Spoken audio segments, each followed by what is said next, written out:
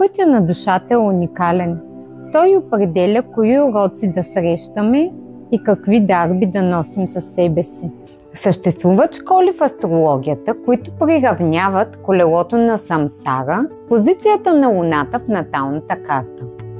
Условно може да се каже, че пътя на душата се разделя на 4 основни етапа. Младата душа е в началото на пътя си. Затова жадно търси опитности и се пуска в предизвикателства, за да опознае живота. Душата в развитие е душа в период на учене.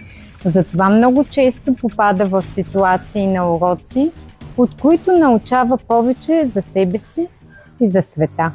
Зрялата душа се намира в дълбочината на опита. Затова тя гледа вече навътре и търси смисъла, а не просто преживяванията. Старата душа се намира в цикъла на мъдростта. Затова умее да вижда отвъд видимото и да носи светлина на другите. А ти позна ли къде се намираш? Ако не си сигурен, напиши в коментар, че искаш да научиш повече. Последвай ме и аз ще ти изпратя линк, който можеш да използваш моят специално разработен алгоритъм, базиран на астрологията и на твоята лична натална карта, който ще ти покаже каква душа си и какъв е твоят истински път.